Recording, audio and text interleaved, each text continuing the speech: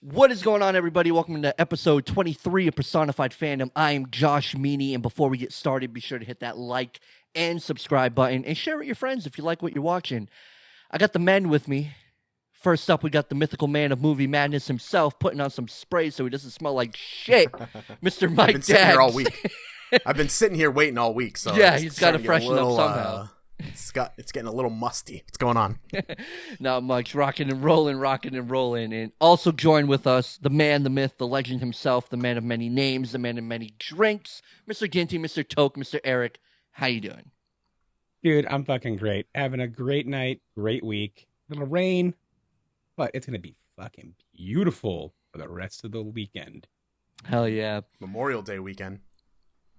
And before we get started, I wanted to try something a little bit new and ask you guys if you guys watched anything new within the last week. If there's any content that you consumed that you like to share on the podcast. So, Mike, did you watch anything new in the past week? I actually did. We had said, I promised you, Ginty, I'd watch Orville. The Orville, whatever you call it. I did check out episode 1. I did it while I was kind of drunk, so I don't know how much of it stuck. Yeah, it was Sunday night, and I was like, I had Monday off, and I was like, oh yeah, I gotta fucking watch this thing. So I checked that out. I didn't hate it. I didn't love it. It was assi, so. Yeah. I could see myself putting it on and just kind of like maybe remind me in like 7-8 months to go back and watch it when I'm kind of caught up with some of my other crap.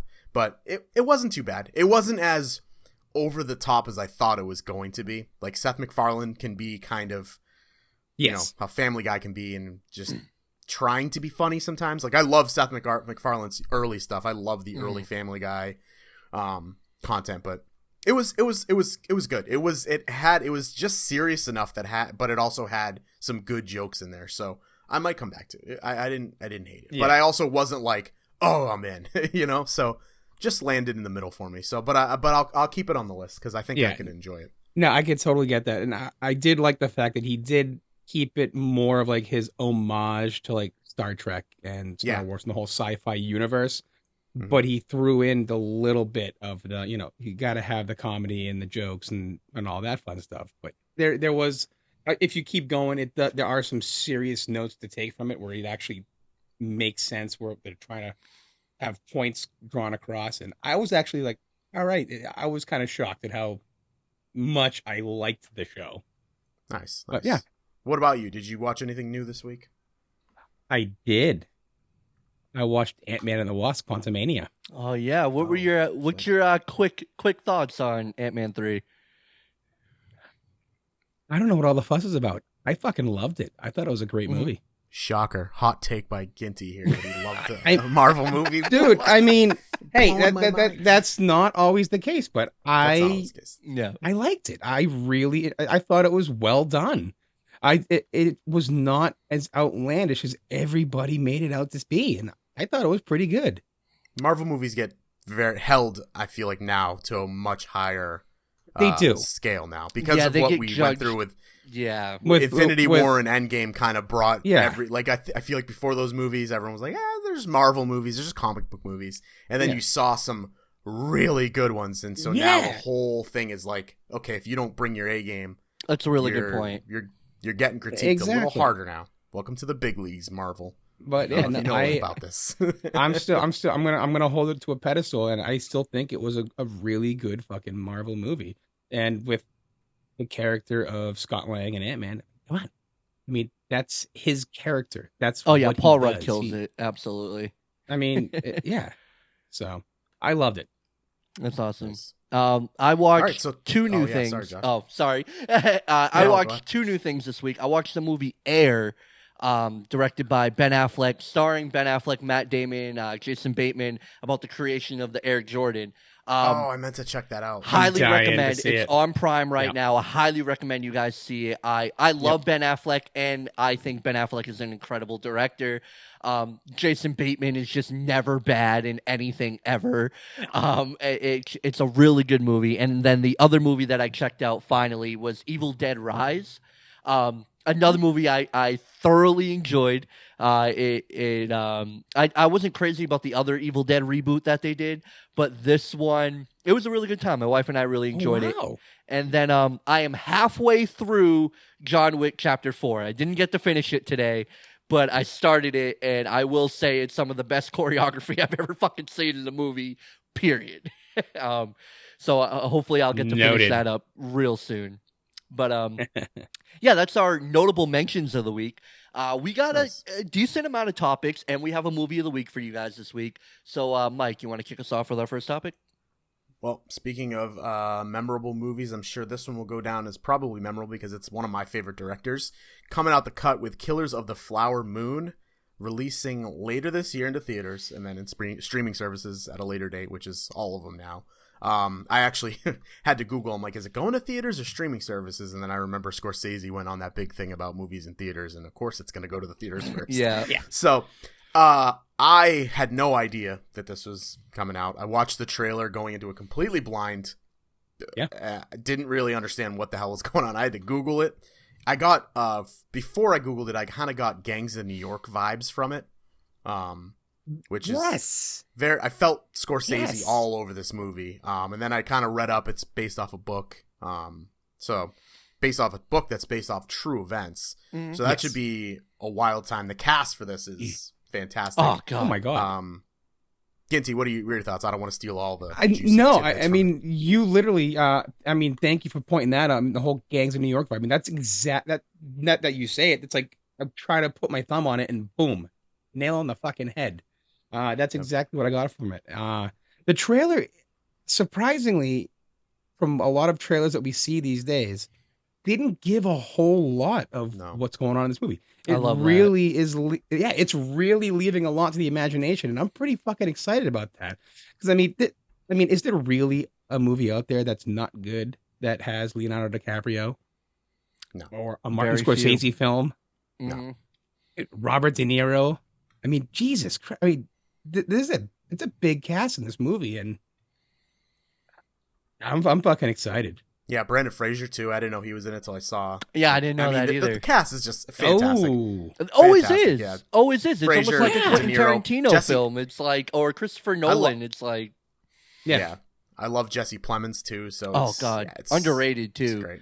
Not talked about enough underrated. in the mentions of great actors, I feel like. But maybe one day, because he's getting these roles. I feel like eventually he will be in that conversation.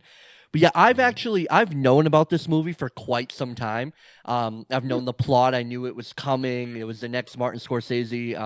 I've gone on record saying this before. Martin Scorsese is my favorite director of all time. So like anything he has coming down the pipe, I'm going to know about it.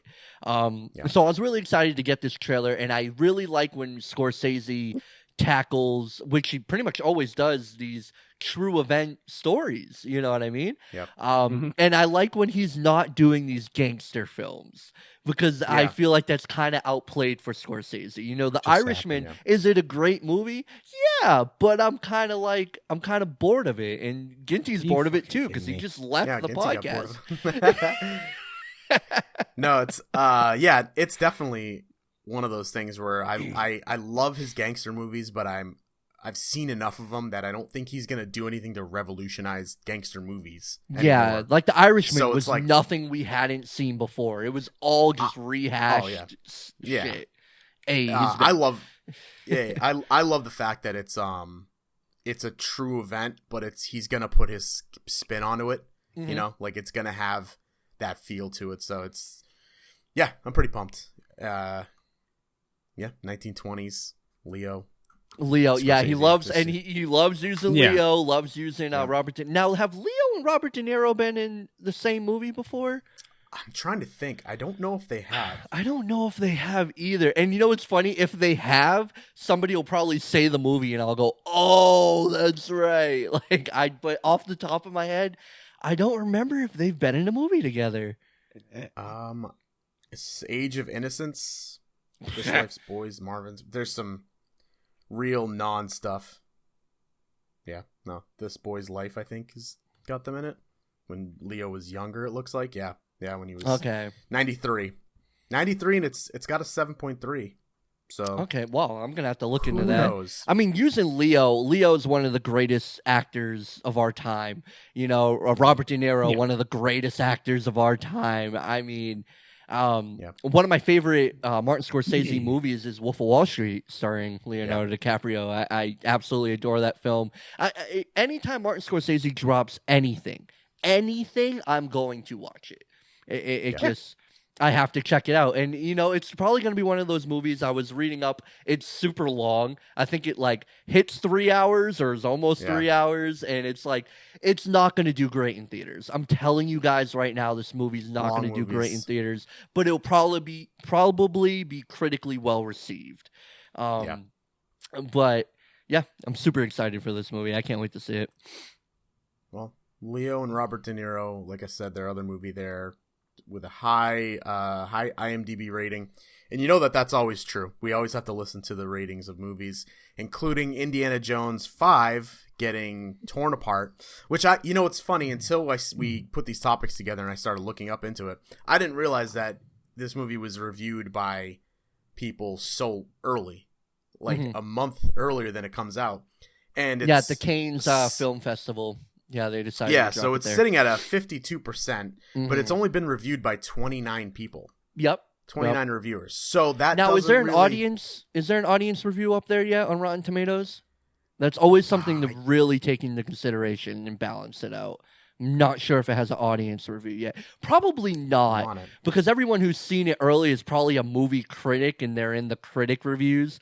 But that's always something to look at, guys. When you are looking at these reviews on Rotten Tomatoes, you got to look at not only the critic review, but also look at the audience review, because sometimes they vary. Like, the critic review could be plummeted, but you look at the audience review and it's like, oh, people enjoyed this movie. 0 audience score. Okay, so they haven't got it all yet. the time. Okay. And you see it with a lot of so there's an interesting article I read about, like, what makes cult movies, and it's usually bad critical reviews but high audience reviews, because Blade Runner, there's usually something that doesn't work that the critics are like, this is a terrible movie, but then people latch onto it like, what, I love this movie. Like, people like bad movies. There's it's totally acceptable to like bad movies. And so it's a little weird, and it's we have one here. We have one on the podcast. He loves them. Actually, I have one that's in the bedroom right now. My fiance loves shit movies, and I gotta respect her for continuing to slog through it. And I asked her the other day, I'm like, do you just think, like, are you gambling? Like, this has got to be the good one. This has got to be the one that does it for me. She loves terrible, scary movies, and those are the best.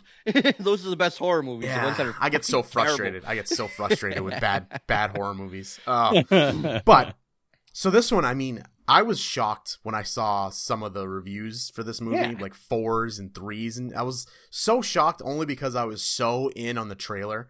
Like, when they first announced this, I've had a bad taste in my mouth from the Island of the Crystal Skull, and when I went into it like Kingdom, sorry. Island Kingdom. Oh, you stop him from saying island, but you don't stop me from fucking... it doesn't matter. From calling Harry Potter a science fiction film. Sci-fi. That's fine. Oh my god. I had to let you roll with it. Anyway, continue, Mike. So, I don't know if this actually means anything for it. I think, if anything, getting bombed like this might... Because, whenever something gets like a bad review, people are like, oh, I don't care about critics and what they say. I'm going to see it regardless. And some people we have one of those here. We'll just see it, almost in spite. So it's like, if it's like a car crash, it's so bad you can't look away from it. I want to go see how bad is this movie. Now I have more of a drive. If people said if it got like an okay score, like it's just like 7.1, it's decent, I'd be like, okay, I'm gonna see it. Now, giving it a terrible score, the worst one in the series, I'm like, I don't know. Now you have to see it. Now I kind of gotta see it. Look, and when you look at these reviews, here's what really got me. When you look at these reviews, a lot of these people are saying, like, it doesn't add anything new, it's kind of a rehash, and it's like, well, I don't want you to experiment with Indiana Jones. You'd kind of do that in Kingdom of the Crystal Skull. And look where that turned out. Like, I want it to feel like it is the other movies. You don't have to do anything new. And it's like, you know, James Mangold is a fantastic director. So you telling me that he directed an Indiana Jones movie that's garbage, I'm sorry, but I don't really believe you. And that's why it's like, Agreed. I want to see that audience score. And then when it comes to certain franchises, you know, like you were saying, some people will go see it out of spite, you know. When it comes to certain franchises, I don't care how bad the reviews are, I'm still going to go see it. You know, some movies it's like, okay, I probably won't go see it. I don't really care about the franchise itself. But an Indiana Jones movie, this movie will still make tons of money in the movie theater. No matter what you say about this film before it comes out, it will make a boatload of money.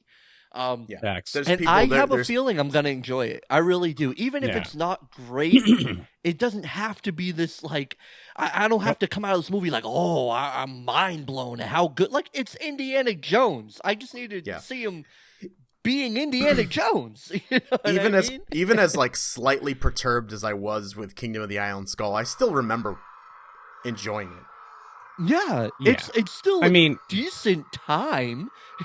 Like, I didn't regret watching it, and I've seen it more than once. That's a really telltale sign. Like, if I watch a movie and I never watch it again, it probably was really bad. But if I watch it again, I mean, I don't like Last Jedi. Sorry to bring Star Wars up again, but I don't like Last Jedi. But I'll tell you right now, I've seen it 5-6 times. You know what I mean? I've gone back to watch it.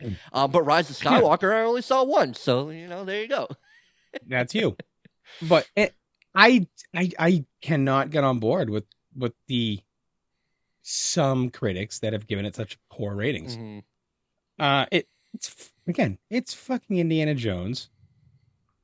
Plus the clips of the Cannes Film Festival after the premiere ended, and the fucking 5-minute ovation that brought Harrison Ford to fucking tears. Mm-hmm. Come on. Can we also talk about how long an ovation like that, how ridiculous that seems to me? It does. And this happens often at the Cannes Film Festival too, you know, like they give there was a ovations. There was a 27-minute standing ovation for something one time. Do you know we've been recording? What was it? I remember that, and I was like, why were you clapping that long? We've been recording for 23 minutes. So continue to stand and clap for this entire thing. That's how long. It just seems like I don't know. Yeah, you see, now you know what that is. It's really because it's Harrison Ford's official last time playing Indiana Jones. And you know what? Even if the movie does suck, even if the movie's not good, I bet you I would put money on it that Harrison Ford kills it in this film. Kills it. Yeah. Like, I bet he gives a great performance because he always does, no matter what movie he's in. You know, so that's probably what the standing ovation was about. Yeah, and the trailer, like I said, to bring it back, like that's what so shocks me is because the trailer looks fantastic, and I actually kind of want to see how the reception of the trailer was. The trailer reception was really good. I got a lot of views on YouTube. It really got people's excitement up, for sure. Yeah. But yeah, I mean, you got to take these early reviews with a grain of salt all the time, because I remember Suicide Squad had great early reviews. Then I went and saw it and I was like, oh shit. You know what I mean? And also, you know, I know there's a lot of people out there who's like, oh, I don't listen to film critics. My thing about that is I don't listen to all film critics. Now, I find these certain reviewers and certain critics that I gravitate to and respect their opinion, whether I agree with it or not, and those are the people I look to. So, like, for example, Chris Stuckman, Jeremy Johns, John Campia, like, those are the people that I'm looking for their reviews, whether I agree with them or not. You get these super, like, stuck-up critics that are like, it wasn't artistic, it wasn't a film. Like, I don't want to hear that shit, you know? Like, give me a real reason why you didn't like the movie. So I think that's really important that you find these certain reviewers that you can gravitate towards and look to for certain reviews. So what I've started doing lately is finding ones that, like you said, I like Jeremy Johns, who are a little more grounded, I think. They go out of the box so much and really critique films as much. I think he's my favorite reviewer. He won't ever like tear down a film. He'll talk about the pros of it too, but also say what wasn't good. Like but for the most part, he's pretty positive about most films. Even if it's bad, he'll still kind of talk about why it wasn't good. Even his rating system, like some of his ratings are like, pretty good movie, no alcohol required, or pretty good movie, or better if you were drunk. You know what I mean? Like I like that. The people's and then reviewer. I like finding someone who is a lot more radicalized about it but also brings up good points, because then it also like makes you learn about movies and not just like. Because a thing with a lot of my friends, because I did movie reviews for a while, they were all like, "Oh, you're always negative about movies," and I am. I mean, I'm negative about a lot of media. I get that, but I also try to like point out why it doesn't work or why it's not good. Because not everything is just like, I hate the phrase like, "Oh, you just shut your brain off and watch a movie," and it's like, well. Maybe sometimes, but you shouldn't have to turn your brain off to watch something, because not completely. You should be thinking.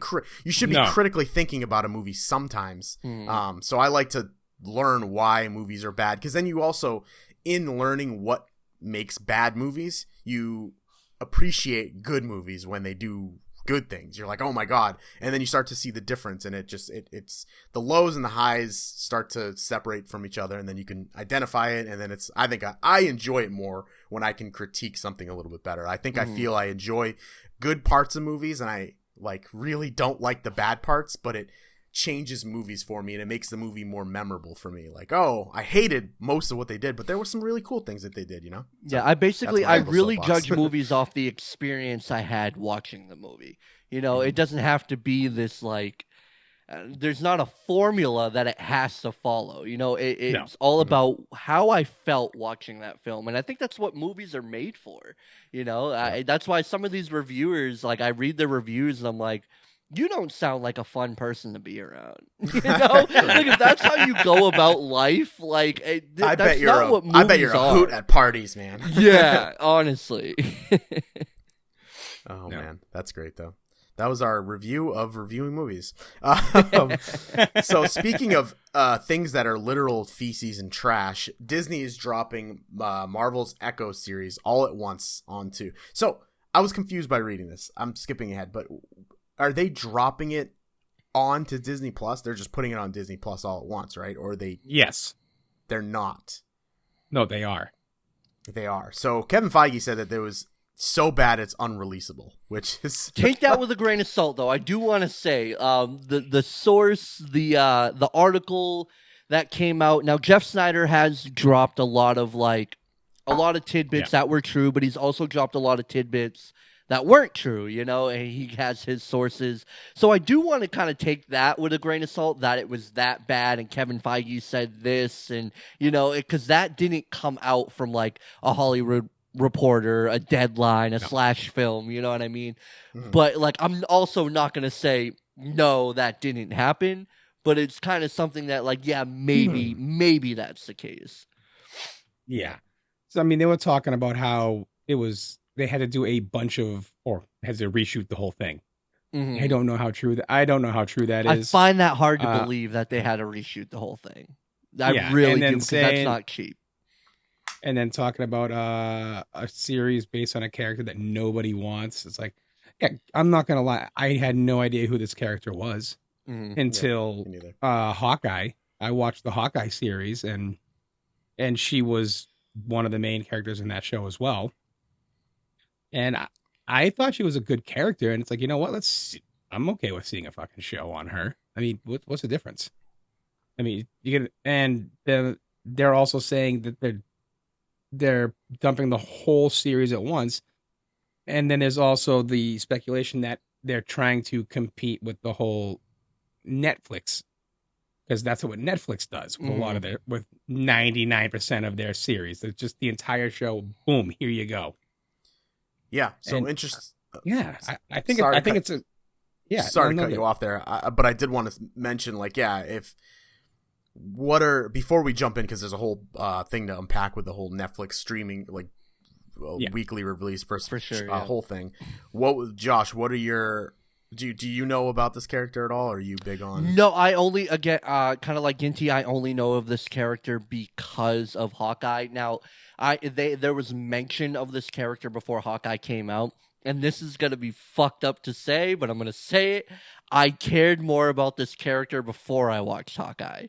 I remember reading up about the character. I was like, "Oh, this is pretty interesting." But then when I watched Hawkeye, it was kind of like, do I want a whole show in a world where we're so overpopulated with these shows and streaming, especially with the MCU?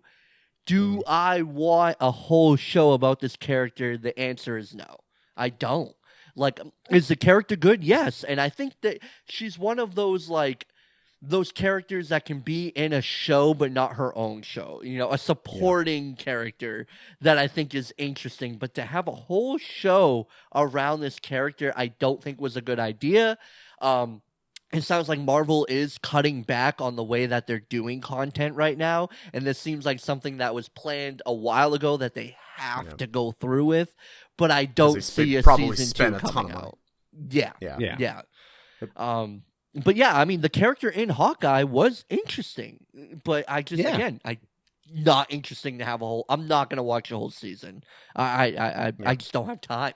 You know, the character's not that interesting to me, and that's probably why they're dumping it all in one release, because it's better to just let it die in one. Like, the retention will probably be 2-3 episodes for people, because I feel like more people, if they're interested and they're going to turn this on at all, they're probably going to put 2 or 3 hours into it and see if it goes anywhere. Like, there's people like I'm very stringy with what I watch, and I feel like it goes to a sliding scale where, Josh, you kind of will watch whatever just to do it. And then Ginty, you're kind of a little bit easier to convince to watch it. But, like, I feel like if you're going to check this out, you're going to watch 2-3 episodes to see if it gets better. If you put this on like a weekly rotation where, you know, episodes come out every Wednesday, if it's not great the first episode, no one's going to tune in the second week. I mean, it's just that's the kind of cycle that we live in nowadays, where you just nobody has time for it.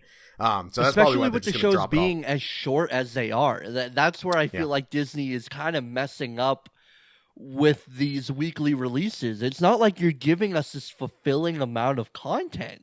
You know, you're giving us these 30-minute like episodes where it's like it ends and it's like, oh, I gotta wait another week. So whatever you gave me in that 30 minutes better be fire. It better be great. It better be like WandaVision, you know, where episode ends, I'm like, oh, I gotta see the next one. But even with Hawkeye, I mean, I do like Hawkeye. I do like Hawkeye. I did too. But an episode would end, and I was like, yeah, I mean, I can wait a week. I'm not like craving that next episode. You know what I mean? They almost screwed it up. They almost dropped the ball with The Mandalorian this season. Like, there was a lot of complaints about where's this going. Like, people were almost out on it, and it's fucking Star Wars and The Mandalorian, one of the biggest IP in the world, and the best thing going for that IP right now. And people were like, I'm not going to watch it. I don't care what's going on. I have friends that like watched 3 episodes and were like, I'm good. And I'm like, oh no, it finishes off pretty good, but they almost screwed it up. So Disney is in a weird place where they're kind of like, man, they're reaching down into like DC territory right now with the shit that they're screwing up. They're taking these things and they're just like, I don't know, like not that bad. But they're at the casino gambling a lot lately. They're at the table right now with a lot of these IPs, and I mean, which you have to. You have to do that. I'll give these studios, like, you have to have balls like that. You can't play it safe all the time, because that too will become very boring and very like we're not going to be interested. You have to take those risks. So I'll give them that. But you also need to recognize when it's not working. Which, to their credit also, I think that they're kind of, I mean, this right here, this article coming out saying that they're just gonna drop it all on one thing. It's very much against what they've been doing, and they're just, I mean, that's probably the best way to do it right now. Don't cling to this weekly release and hope and pray that it catches some traction and people start going, oh, you got to watch this show, instead of, no, this show's crap, don't even watch it. It's coming on. No one's watching it next week. Don't even waste the advertising space on the side of my TV. Disney Plus Echo. I already was out, so I don't even need to see that. So what do you guys think? What do you guys think is the best formula to do? Do you think dropping a whole season at once is better, or do you think the week to week is better? I'll let you kick that off, Ginty, because it's really a coin flip. I personally love the whole series dump. Boom. Because there are people, some people just might not want to wait. Now that we've had this for so long, where Netflix has been doing that. Netflix does it. Hulu has done it. Prime does it. It's been a part of streaming services for so long now that when an original series drops, it's the whole series. And then you're gonna go and do that, and then no, you gotta wait like that. I think people are gonna lose interest if they don't. So for me, give me the whole fucking series, and if I don't like it, I'll stop watching. But if I like it, I'm watching the whole fucking thing.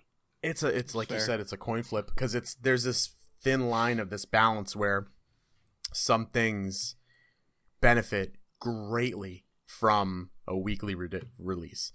One of the best examples was, for me anyway, was Westworld. I don't know if you guys ever watched Westworld. Oh, it's on my list. But I gotta watch it. But when Westworld was on and coming out weekly, oh my God, it was everywhere. I got into it because I just saw in the zeitgeist of everyone talking about it in memes, and I was like, I got to catch up on the show because everyone likes it, and there's a huge talk about what's happening next. And that show greatly benefited from a weekly release, because you got an episode, you got a whole week to go on, internet boards and Reddit threads and talk to your friends that are watching about what the hell's going to happen next and theories and all this stuff. And then boom, another episode. And every episode was this perfectly crafted thing. Not perfectly, but you know what I mean? A well-crafted episode. And I mean, I think that unfortunately got canceled because the later seasons weren't great, but that show was where it was because of a weekly release. If you had just dropped it all and kind of spoiled what happens, so people are at different places in the season, it wouldn't have blown up like it did. So there's that line of, it has to be good enough to warrant having episodes. Again, The Mandalorian, there was most of the season, you could have just dropped that season and caught up to 4 or 5 episodes and have something happen and go, okay, now we got to talk about this. But yes, there's episodes that go by and we were reviewing it and we're like, what do we got to say? Not much. I liked the episode. This was fun, but we spent 10 minutes talking about it. Then it's time to move on. So if you drop it all, it's things are going to get spoiled for people and the interest might not be there, where if you do it weekly and it's not great, it peters out and no one's going to watch it. No one cares about it if it's not good. Exactly. So I think I think we're all kind of really on the same page. It really is that coin flip. It depends on the content that you're creating. And I think one of the biggest things, if you're putting out these 20 to 30-minute episodes, I don't think it's a good idea, because you're not giving the audience enough to feel fulfilled. You don't have to give us everything, because you also need us to feel at the end of the episode oh, I can't wait for that next episode to see where we go. But when you're giving us these appetizers, I'm still hungry. You know what I mean? It really is a coin flip on the kind of content that you're doing. I even feel like Stranger Things could have been week to week. I think you could have pulled that off for damn near every season. I was just about to say, Josh, get out of my head, because I was just about to say that Netflix even realized what that was happening and said, we'll break this into 2 because we know it's good enough. Stranger Things could absolutely go week to week, and I wouldn't be surprised if they do break it up even more for this last season. I would not be surprised at all. I don't know. I don't think they will, because Netflix doesn't do weekly stuff. Netflix is really big on the binging, which they really they're the reason they created the whole binging thing, dropping these whole seasons, which I do love. I love both. You know what I mean? If you give it to me all at once, I will binge, because I like when an episode ends and I'm like, oh shit, gotta watch the next one. And next thing you know, I'm 4 or 5 hours into just watching this show. Yep. But also as a marketing stance, if you drop this fire episode and you get people talking, people are talking about this weeks and weeks and weeks. I mean, we're talking about over a month, 2 months. When you do this whole thing at once, one of the cons is we binge it in like a week or two and nobody's talking about it anymore. And I noticed that with the most recent season of Stranger Things. Even though they cut it in half, once it was done, it was done. Nobody was really talking about it anymore. After the first part came out, you had like a week, and then everybody was talking about the first part of Stranger Things for like a week. And then you had, a 2-month window to wait. And then once the second part of it was really everywhere, with Eddie and even the Metallica thing, the Metallica song becoming and Kate Moss's, Kate, whatever, her song going into like rotation on radio stations. Kate Bush, yeah. And that was crazy, by the way. That was insane that's wild that happened, but. And so you have you had about, the second part was longer. It was like 2 or 3 weeks where everybody was just talking about it. But like just what happened with The Last of Us. The Last of Us was what? Was that 8 episodes or 9 episodes? Around 8 or 9, was it? Let's just Maybe say if 10? it's 9. That's I think it was 10 9 weeks. Yeah, so you had 9, probably 12 weeks at least, because there was a couple weeks after it ended that people were still kind of talking about it. You had 9 weeks, 10 weeks of people talking about the show, as opposed to a combined 3 or 4 with Stranger Things. Yeah, and it was giving us content to talk about. And I think one of the flaws of Obi-Wan, the show, is it was week to week, and people were talking week to week, but you know what the problem was? Wasn't good. We were all talking about, can't wait to see the next Darth Vader scene. That's what people were talking about on a week-to-week basis. Everything else, we weren't like, oh, can't wait to see what happens with little girl Leia and if he we were like, I can't wait to see what they show us of Darth Vader next. And it had it was like a pro and con of the show. It worked against it and it worked for it. That one dropped 3 episodes, I believe, right? They dropped 3 episodes and then went to a weekly thing. Was that? I know Andor did that. I can't remember if I don't think so. No, I think Obi-Wan came out the gate with one or maybe 2 episodes. 2. I don't think it was 3. I think it was 2? Because you might be right. It might have been more than 1 episode, but I don't believe it was 3. Either way, I do like that style of it too, because then you get a nice chunk that you can kind of do a mini arch within the overall arch and get people hyped about it. Yeah. Then start going week to week where it's like, okay, because, I don't know. It's again, I say it every single week, but we're in this infancy stage of streaming where, shows are doing like, look at what The Mandalorian did, which I didn't hate, where it was like 30 minutes. An hour and 5, 40 minutes, an hour, 30 minutes, like all over the place, because then you don't really know what you're going to get. You don't know if you're going to get this slower thing, but I don't know. It's weird. Well, the very first season of Mandalorian, I didn't watch a single episode till the final episode was released, so I could binge it all. Yeah. I was skating. You're skating on. You're at the table. Too, I was. I had to completely.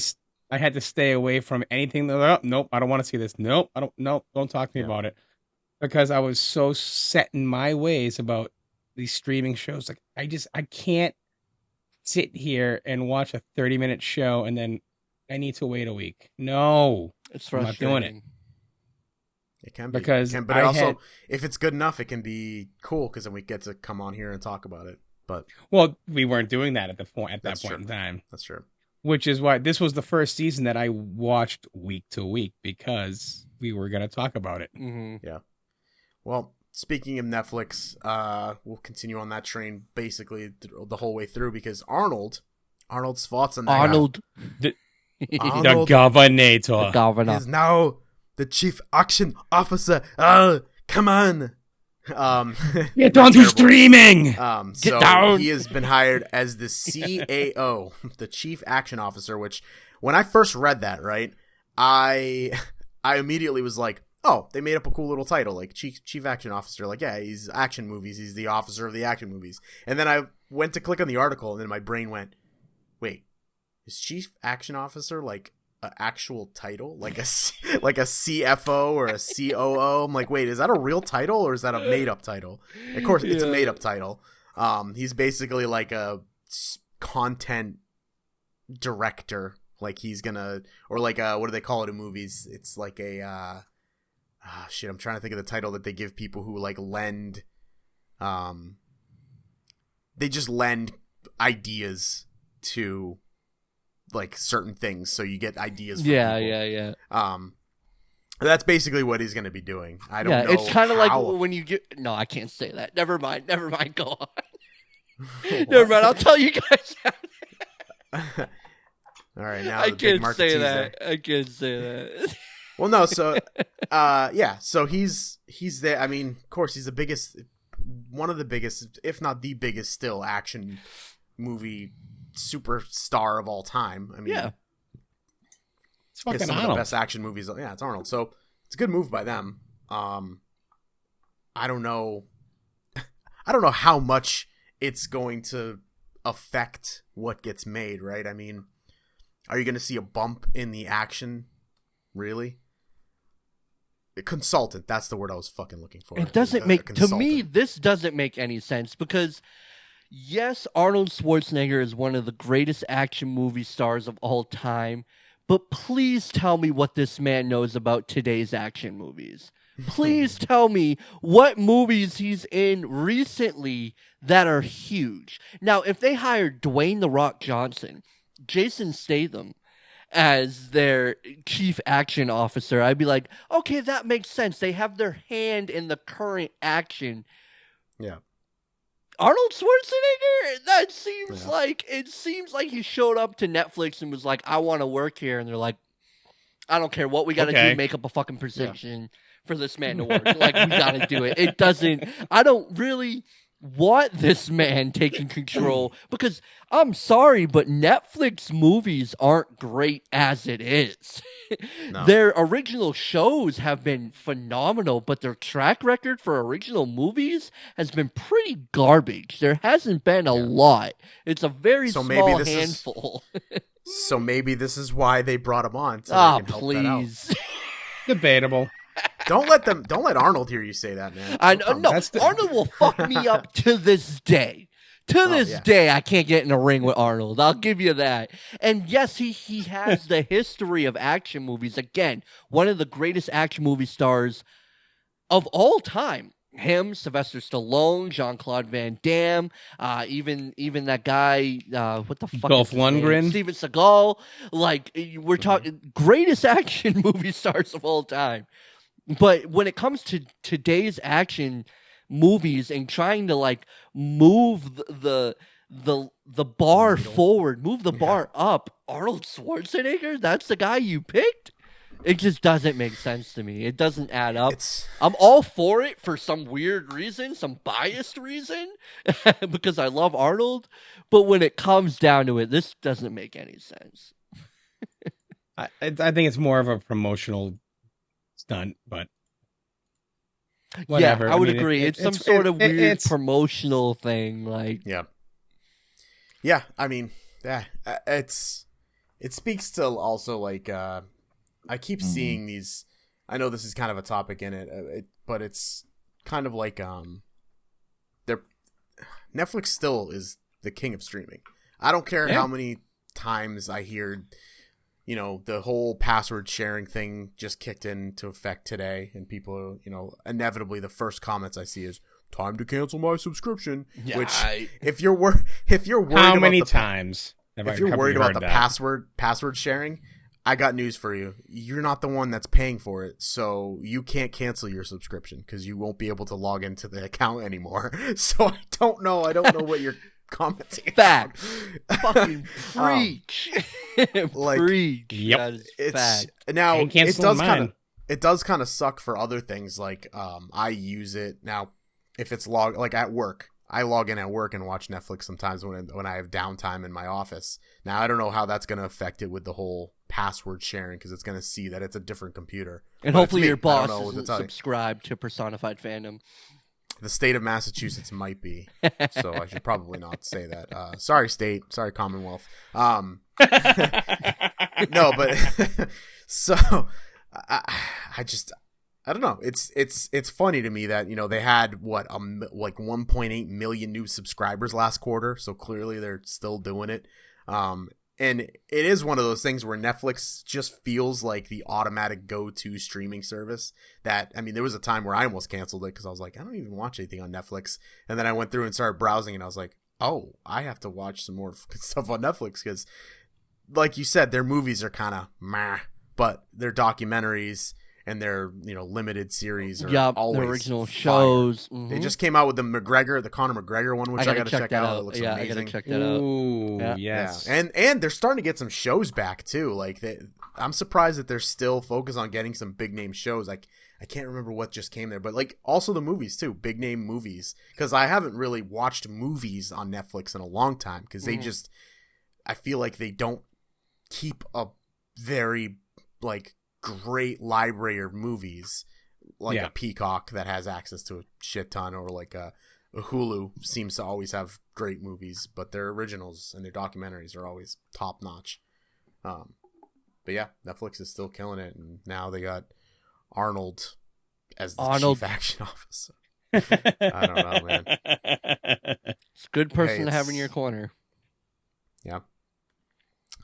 So it is. This brings us to the movie of the week. Mm-hmm. We haven't done this in a while. Actually, no, we did it last week. But it's been a while since we did it before that. This week, we did Daredevil 2003 with Ben Affleck. How can you see into oh my God. my eyes like open doors?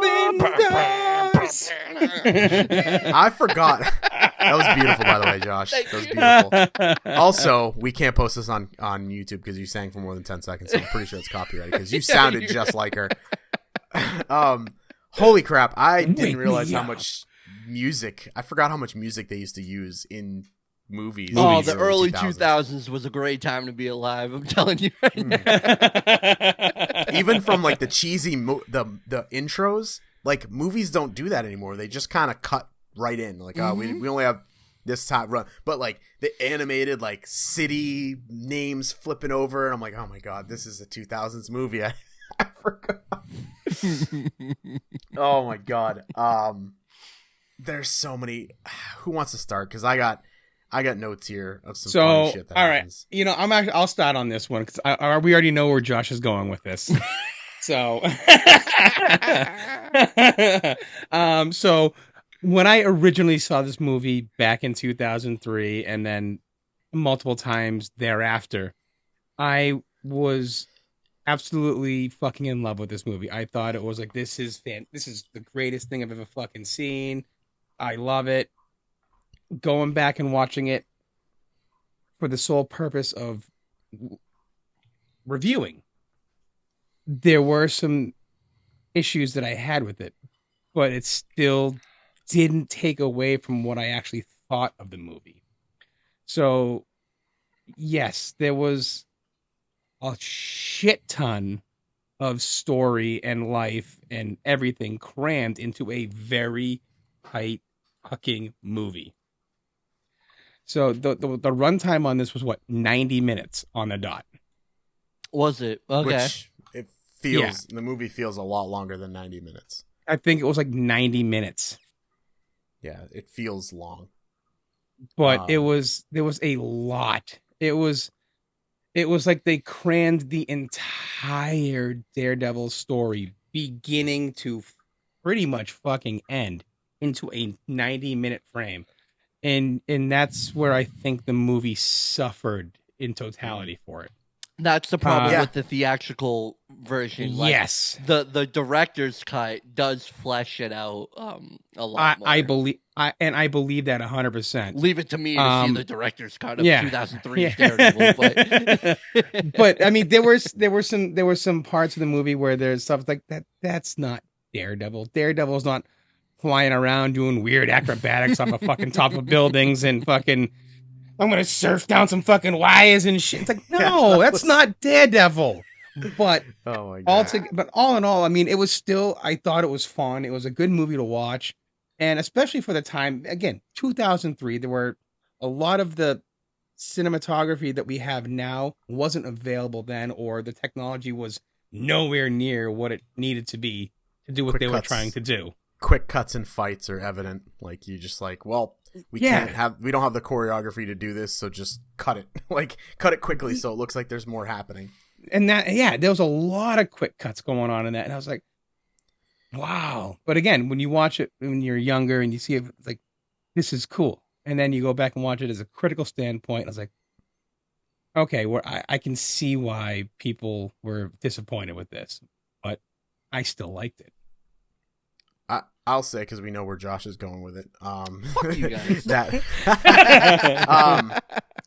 I love that. Like, there's some like bizarro funny things to me in this movie. Like, him as a kid fighting was hilarious. Yes. The weird thing, like the random bullies just bullying to bully. Like, first they're bullying because he's a little scrawny kid. Then they're bullying him because he's blind. It's like what is happening? Like, we're going to hell, my friend. This kid, like, oh my God, kid, you were bullying this kid, and then he lost his fucking eyesight, and now you're like, let's beat up the blind kid. You're like, Jesus Christ, man!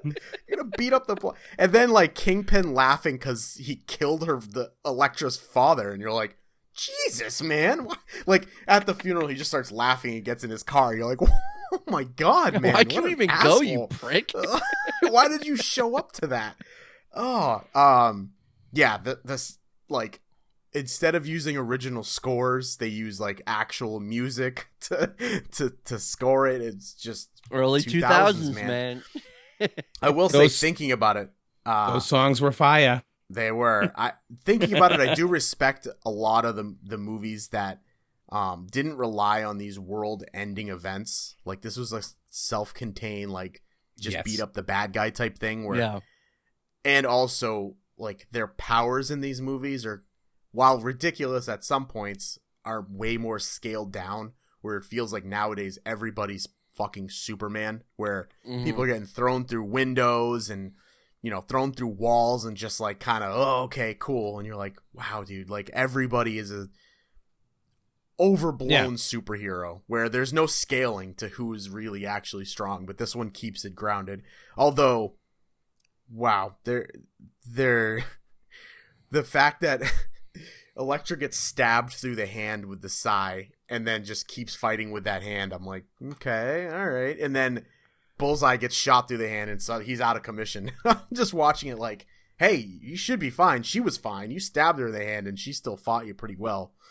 But I don't know. It's his only thing were his hands. Yeah. My hands. My hands. You took my hands. Also, I didn't realize the Bullseye post-credit scene. That was I had forgotten that back in the day. Oh, was this one of the first like superhero movies with a post-credit scene, like a mid post-credit scene? Probably because I not, think but X-Men had one. Yeah, I believe the first one, X-Men had one. Yeah, it just, this movie felt really, really, really from the era before they figured out like the system for making comic book movies, and this one, like, before they really figured it out. And this one kind of, like you said, goes over the entire like first 2 seasons of Daredevil. I feel like in one 90-minute movie they introduce so many characters and like hyper speed, and it's not bad. I overall didn't love it. I probably will never watch it again, but I do respect it for what it was. It's weird that we got Elektra, but we never got another Daredevil, right? Mm-hmm. They did. Right, yeah, we did get that Elektra movie, which was fucking terrible.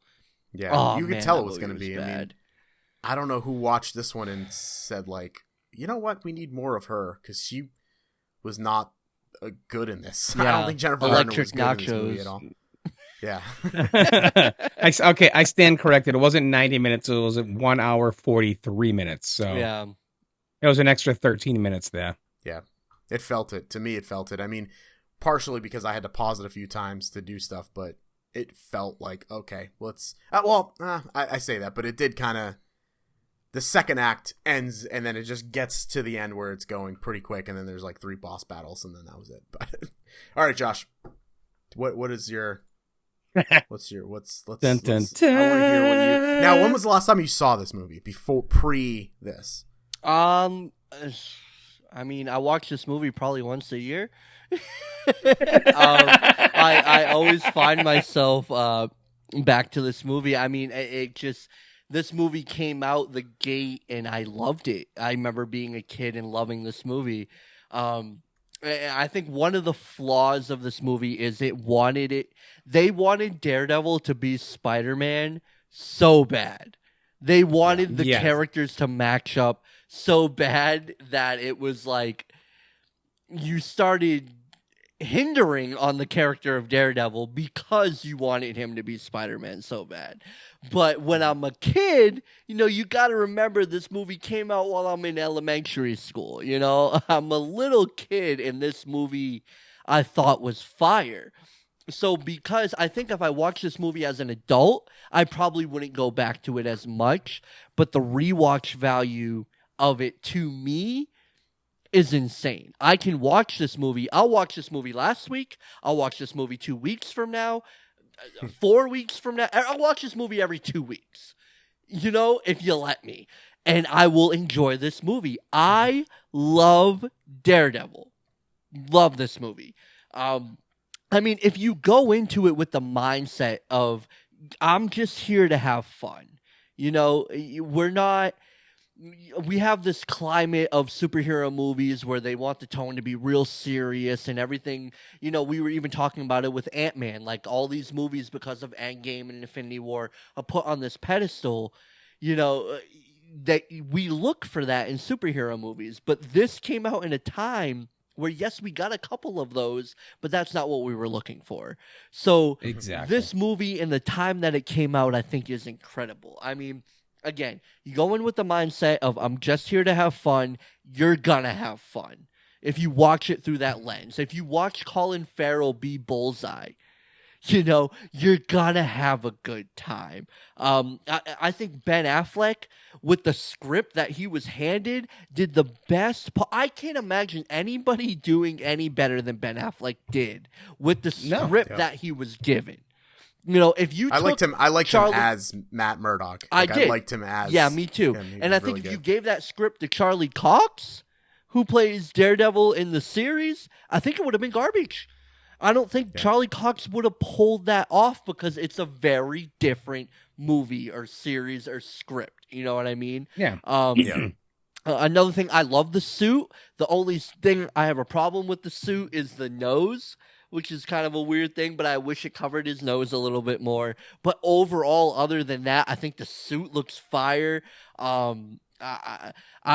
Some of the powers they give him is kind of weird. I don't understand how he can leap buildings. He's got this super strength where he can leap buildings, but he's throwing punches like a regular fucking guy. I mean, the movie's telling us he's like this fucking ninja, but when you look at it, he gets fucked up by most of the people that he's fighting in the movie. Oh yeah, that's the Spider-Man. That's the Spider-Man aspect that you were going to. That's the thing where they're like, we want him to be Spider-Man. We want him to leap buildings. He jumps off a building and leans on those fucking little platforms that the cleaning crew works on. It's like, that doesn't make any sense. But, we talked about it earlier. There's certain movies, you got to turn your brain off, but not completely.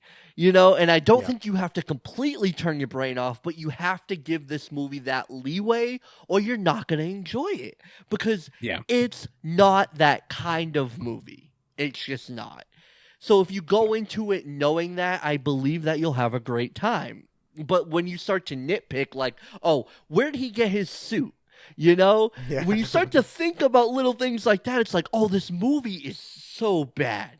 This movie is absolute garbage. But if you look through it through the lens of this movie was made for the audience to purely just have a good time, I think you'll enjoy the movie. I really do. I mean, one thing I do want to point out is I watched this movie on one of my TVs that has a higher frame rate. And the frame rate during the park scene where Matt Murdock is fighting Elektra was terrible.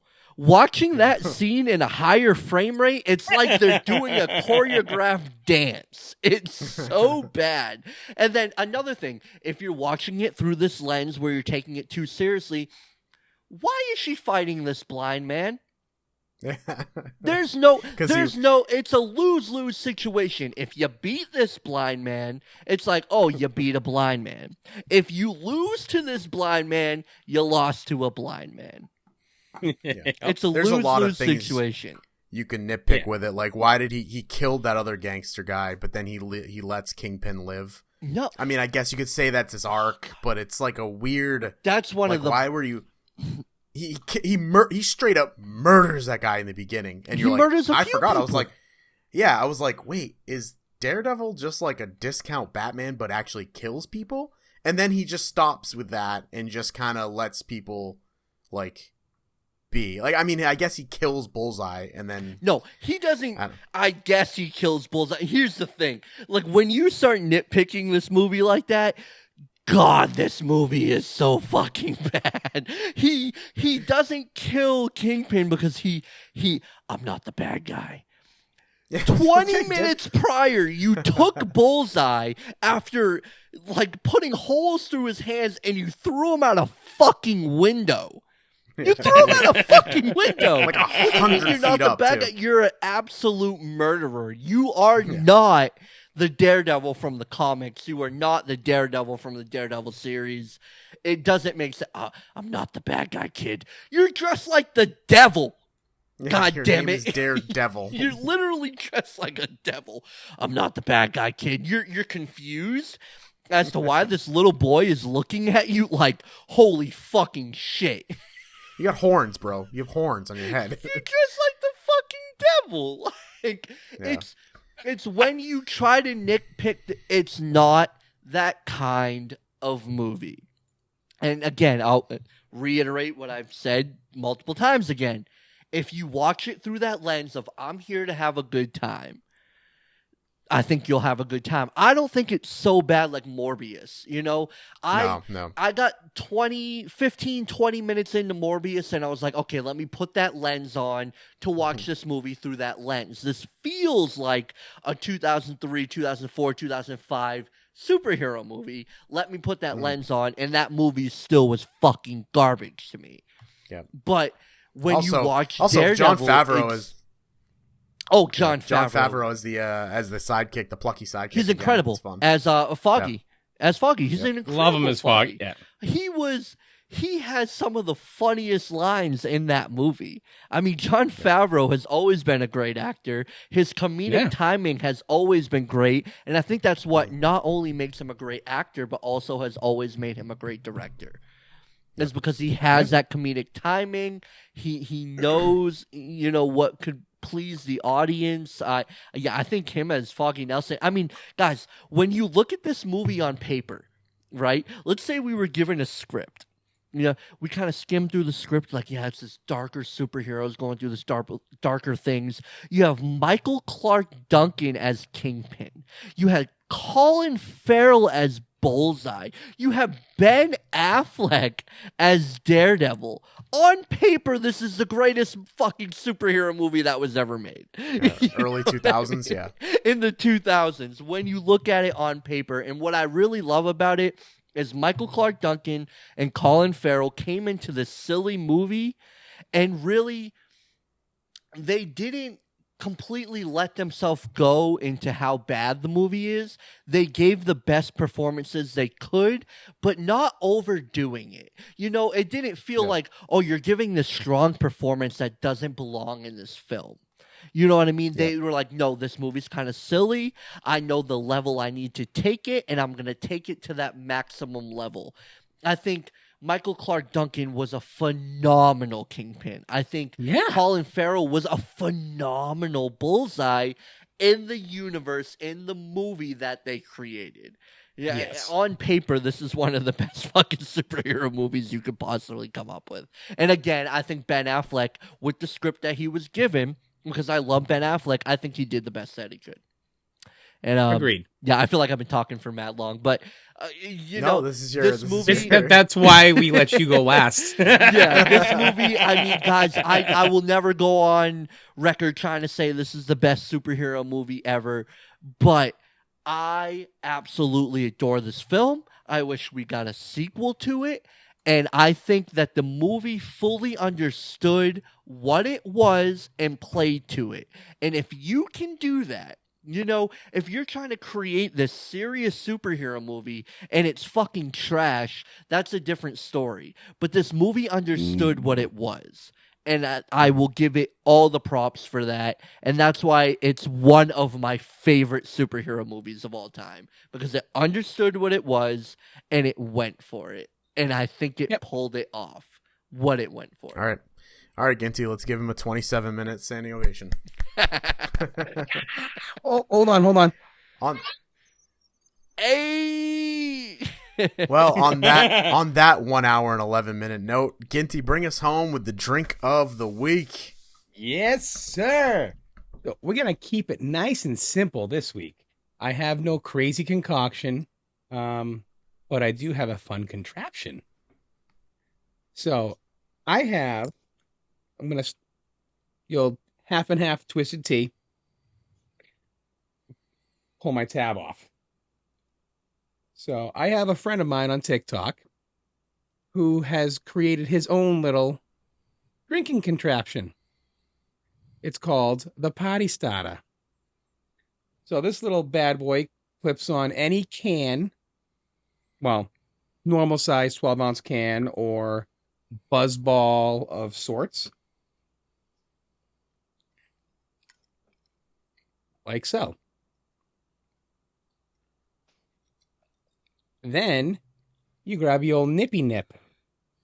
We're going to go with 99 peaches. I got a couple 99 nips on me right now. Appreciate and then it. you gotta take the little thingy thing here and actually push that down. That's the main thing. Then that screws onto there.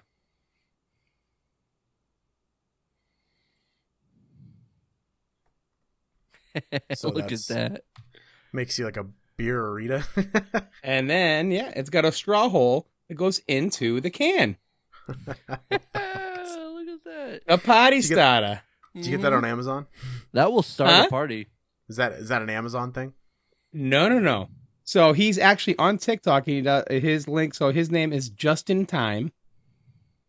You can find him on TikTok, and he hand makes every single one of these, and then they're like $15, and then he ships them out to you.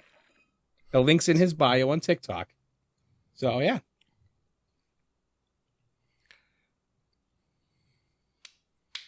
This might be his slowest drink chug of the week of the series.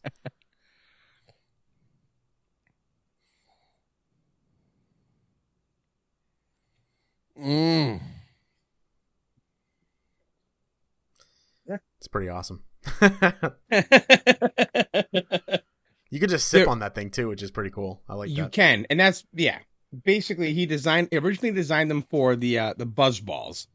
Mm-hmm. So because it's a much smaller thing, but it's again booze, and those things are like 15-17%. Yeah. And then you add a shot on top of it. Hence the potty starter. That's awesome. Man, that's dope. All right, Josh, take us home. All right, that's all we got today on episode 23 of Personified Fandom. Make sure you go watch Daredevil because it's one of the greatest superhero movies ever made.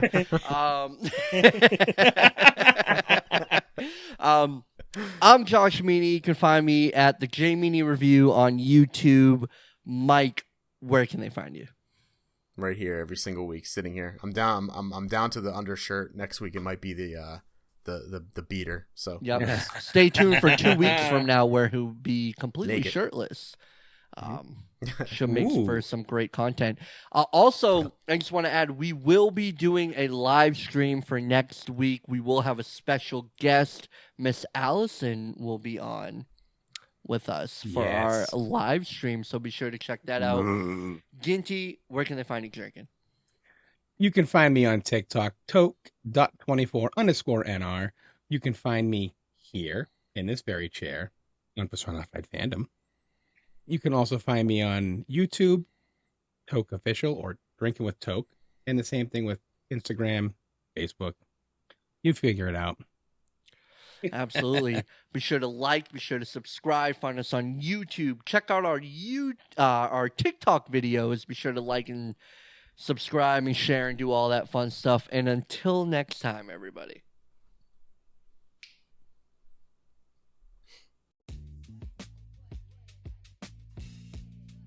Well, hello there. It looks like you made it to the end of the video. Thanks for watching. We really do appreciate you. Hit that subscribe button if you liked what we saw. Leave some comments for any topics that you'd like us to discuss. We're always looking for feedback, and we'd like to hear what you think. If you want to check out some more clips of ours, here's a couple right here. Enjoy, and again, thanks for watching.